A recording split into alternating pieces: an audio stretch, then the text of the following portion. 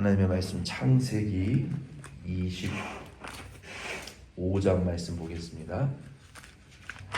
창세기 25장 1절로 11절 말씀 보겠습니다.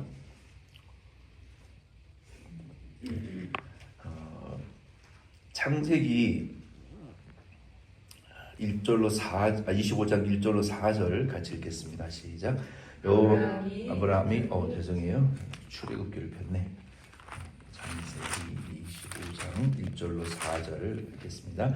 아브라함이 후초를 맞이하였으니 그의 이름은 그두라라. 그가 시므란과 욕산과 무단과 미디안과 이스박과 수아를 낳고 욕산은 스바와 드단을 낳았으며 드단의 자손은 아수르 족속과 르두시 족속과 르움리 족속이며 미디안의 아들은 에바와 에벨과 한옥과 아비다와 엘다아인이 다 그두라의 자손이었더라. 아멘. 창세기는 오래전에 제가 한번 설명을 드렸지만 다시 한번 말씀을 또 드려야 될 것 같아요. 네 가지의 커다란 사건들로 구성이 되어 있습니다. 그러니까 창세기는 총 8가지의 주제로 구성이 되어 있는데 앞에 네 가지의 주제는 네 가지의 큰 사건들. 그게 뭐죠? 창조 1장 1절로 2장 25절, 그리고 타락 3장 1절로 5장 32절, 그리고 홍수 6장 1절로 9장, 그리고 나라들. 하나님이 아브라함을 부르셔서 하나님의 구원의 히스토리를 이제 진행시키기 위하여 하나님께서 이제 나라들을 번성하게 하시는 밑그림을 창세기는 이제 시작이니까 그리기 시작하는 거예요. 창조, 타락, 홍수, 나라들. 이게 창세기의 8개 중에 4가지의 큰 주제예요. 이것이 창세기 11장 9절 말씀까지 기록되어 있습니다. 그리고 나머지 네 가지는 그러니까 앞에 4가지의 큰 사건들이 있고 그리고 4명의 중대한 인물이 창세기에 등장합니다. 누굽니까? 아브라함 11장 10절로 25장 28절, 그리고 이삭 25장 19절에서 26장 36절, 그리고 27장에서 36장까지 야곱, 그리고 37장에서 50장까지는 요셉이라는 인물로 창세기가 마감이 돼요.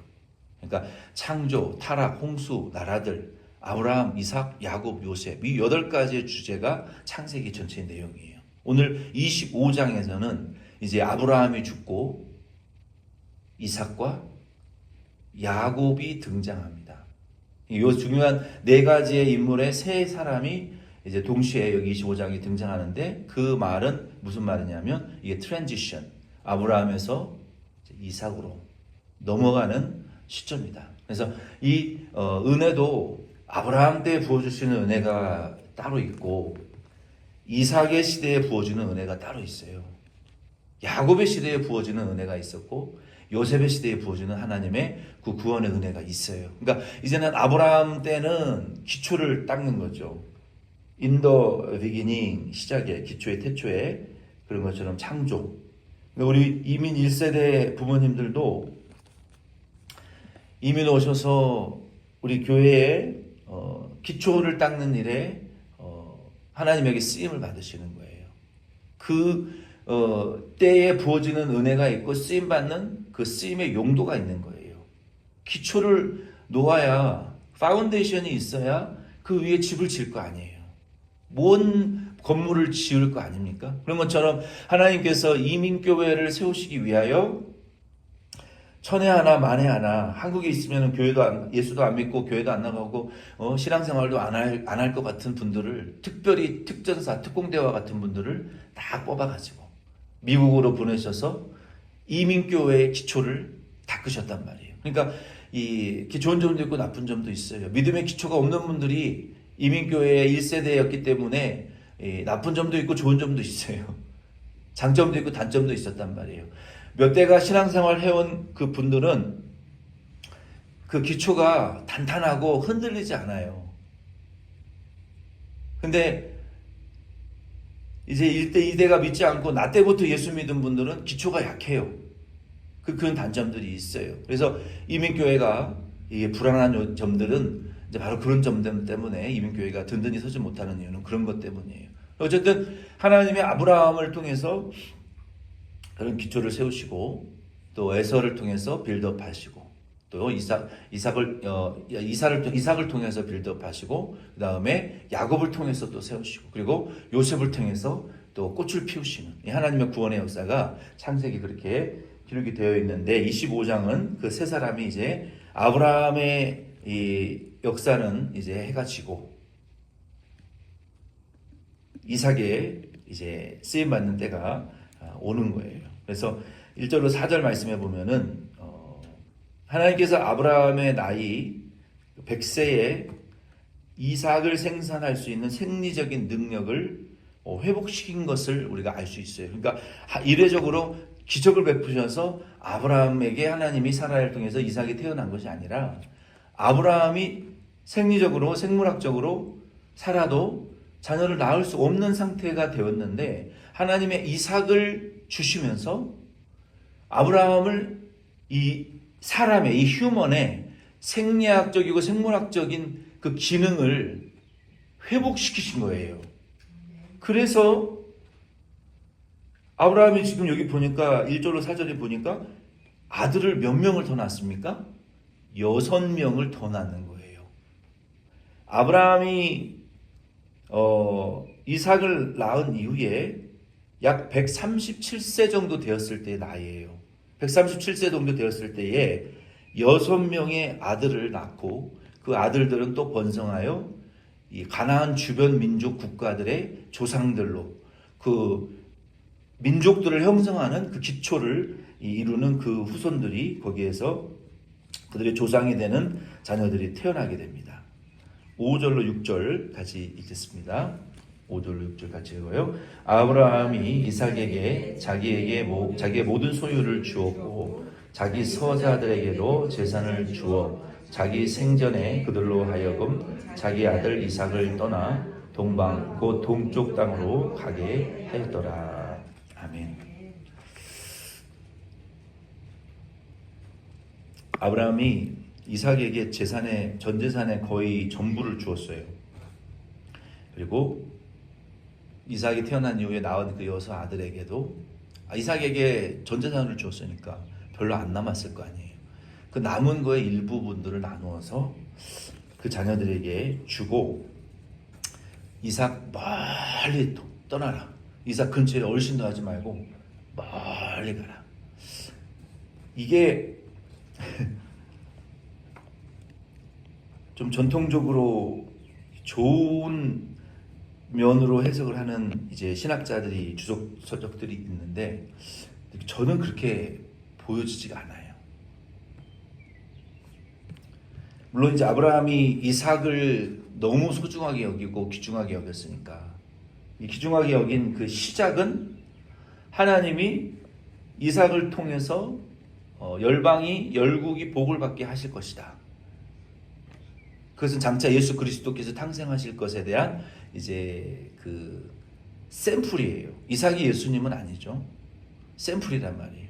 근데 아브라함은 이제 여기에서 조금 실수가 나오는 거예요. 물론 하나님의 약속과 언약을 정말 존중히 여기고 귀중히 여겨서 이삭을 보호하여 이삭과 다른 자녀들 간의 갈등을 방지하기 위하여 그렇게 했다라는 것은 참 높이 평가할 만한 믿음의 그 마음이라고 볼 수 있어요. 근데 아브라함은 죄인이고 사람이고 부모잖아요. 이삭 외에 다른 자녀들도 자식들이잖아요. 자기의 이삭 이후에 나온 아들들은 동물이고 이삭만 사람인 것은 아니잖아요. 같은 자녀잖아요. 근데 이삭에게 전 재산을 주고 조금 남은 재산을 나누어서 6명에게 줬으니 그것은 옳지 않다는 거예요. 이게 편애고 차별이죠. 이게 편애고 차별이라는 거예요. 아들을 더 사랑하고 딸은 비천히 여기는 거, 이게 아주 잘못된 거거든요. 하나님은 평등해요. 아들이라고 더 사랑하고 딸이라고 덜 사랑하는, 첫째라고 더 사랑하고 둘째라고 덜 사랑하는 거 아니거든요. 근데 아브라함이 이런 이제 실수를 하는 것은 우리가 좀 보고 깨달아야 돼요. 우리가 성경을 읽어보면 알겠지만 아브라함이 이삭 곁에 아무도 없게 자녀들을 오지 못하게 미리 방어막을 친다고 해서 갈등이 안 생겼습니까? 그의 후손에서 태어난 에서와 야곱을 보세요. 세계 역사에 유례 없는 갈등이 이삭의 자녀들을 통해서 일어났어요. 그러니까 우리가 인간적으로 뭘 계획해서 우리 자녀들의 미래와 앞길을 계획하고 뭐 복을 받게 하고 자산을 보존해주고 그런 거 그렇게 염려하실 필요 없어요. 너무 앞서서 너 첫째는 어떻고 둘째는 어떻고 아들은 어떻고 딸은 어떻고 이거 다 쓸데없는 짓이라는 것을 여러분 빨리 깨달으시기를 바랍니다. 아멘들이 시원치 않으시네. 성경의 역사를 보세요. 아브라함이 그렇게 했어도 이삭을 통해서 태어난 에서와 야곱의 역사를 보세요. 얼마나 피비린내 나는 싸움을 가정이 파탄이 되어지고 얼마나 비참한 형제의 난들이 일어났습니까? 그거 다 소용없는 짓이에요. 다 쓸데없는 인간의 염려고 과도한 인간의 사랑을 하나님의 열심으로 착각하지 마세요. 아멘이십니까? 아멘. 주의 일에 차라리 쓰임을 받으세요. 뭐하러 하지 않아도 될 염려를 앞당겨서 하고 그렇게 고통을 자기에게 줍니까?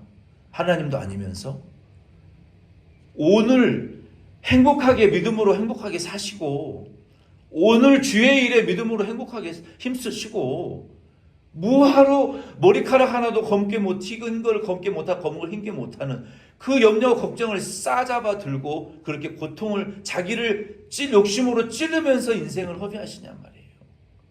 하나님 오실 때 얼마나 한심스럽고 안타깝게 보시겠냐는 거예요. 안 해도 될 걱정으로 자기를 찌른단 말이에요. 생활의 염려, 돈의 염려로 다 말씀에 싹이 말라버리고 뿌리가 말라버리고 말씀을 열매를 맺어야 될 때 생활의 염려, 돈의 염려, 자식의 염려, 미래의 염려에 대한 걸로 자기를 찔러서 말씀을 찔러 죽이고 있단 말이에요. 말씀에 싹이 나질 않아요. 도대체 수십 년 말씀을 들어도. 말씀을 들어서 열매가 자라고 열매가 맺혀져야 되는데 생활의 염려, 돈의 염려 때문에 자꾸 찔러 죽이니까 백날 말씀을 들어도 제자리 걸음밖에 못한다는 거예요. 이 아브라함이 지금 그 잘한 면도 있지만 이런 그 편의 차별 한 자녀만 옛날에 우리 그 베이비 부모 세대 저희 부모 세대 때만 해도 그랬어요. 근데 이 한국인의 이런 그 속성이 없어지질 않는 것 같아요. 정말로 안타까운 것은 한국이 세계에서 8번째 잘 사는 나라예요. 근데 자녀를 낳지 않아요. 우리가 사는 삶과 한국인의 삶을 이렇게 비교해 보면 너무너무나 잘 살고 있거든요. 죽는 소리에도 가보면 너무나 풍족하게 살고 있어요. 근데 자녀를 키울 능력이 안 돼서 자녀를 못 낳는다. 그래서 미국에 있는 유명한 학자가 한국은 50년 안에 소멸될 것이다. 그게 어느 정도는 맞는 이야기예요. 경제활동을 하는 세대는 점점 없어지고 보조를 받아야 될 시니어들만 많아지니까 누군가는 돈을 벌어야 국가가 살아남는데 받아가는 사람만 많으니 나라 경제가 파탄이 나지 않겠어요? 그러니 국민연금이 30년 안에 다 고갈된다라는 말이 맞죠. 누군가는 돈을 벌어서 텍스를 내고 세금을 내야 나라가 운영이 될 텐데 연금을 받아가는 사람만 많아지고 자녀들은 힘들다고 해서 낳지 않으니까 국가가 소멸되는 것은 맞아요. 그게 이기적인 것이지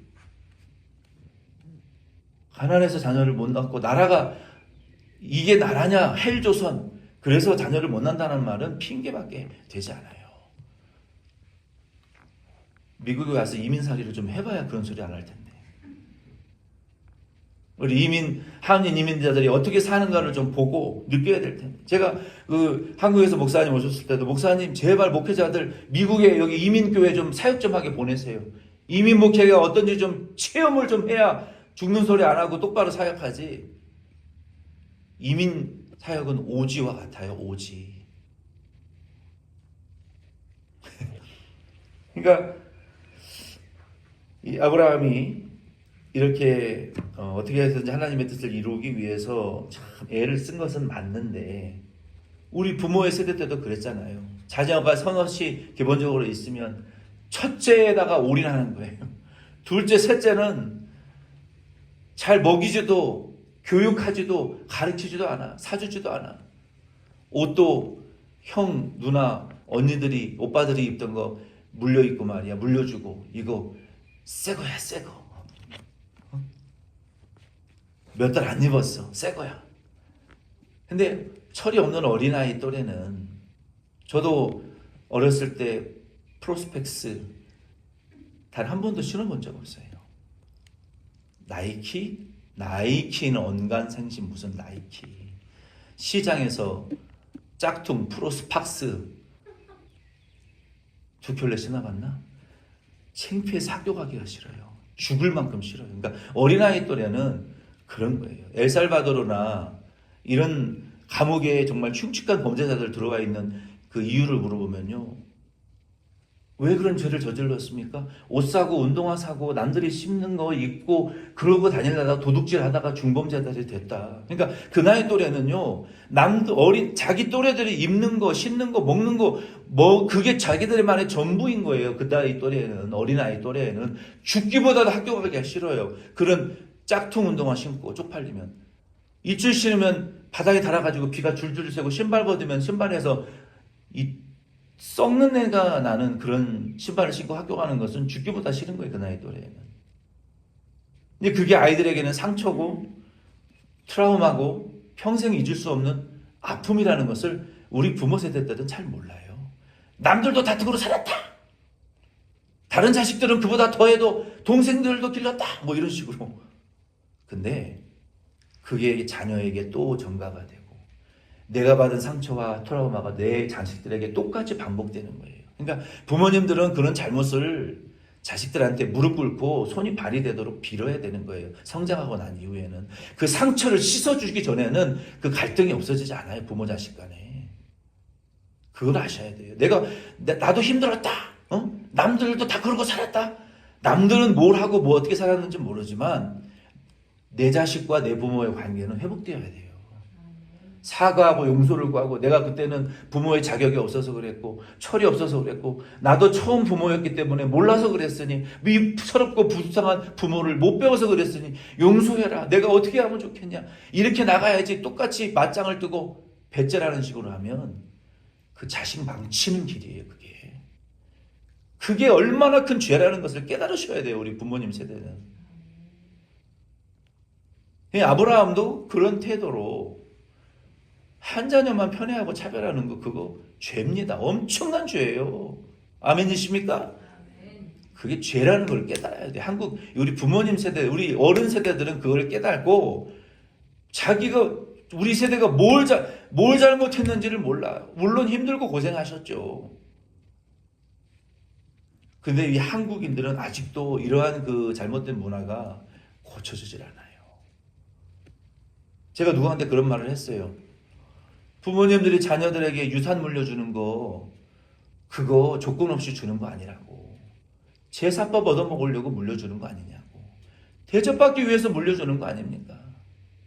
부모 대접하라고. 너 첫째에게 올인했으니까 내가 너 첫째 대접해준 거 나한테 늙어서 갚으라고. 한국의 그런 문화들이 고쳐져야 돼요. 차라리 미리미리 연금 들어주고 보험 들어주고 미래 들어주고 그리고 노후에 누리면서 살아야죠. 대책 없이 그냥 그렇게 자녀들에게만 목을 매는 그런 우리 한국인의 그런 정서와 우리 윗세대들의 그러한 부모님들의 그 가정의 문화들이 고쳐져야 나이 들어서 서로와 자녀와 부모 자식 간에 갈등이 생기지 않는다고요. 그게 좋은 거예요. 목사님 중에 이런 말하는 사람 세상에 저밖에 없을 거예요.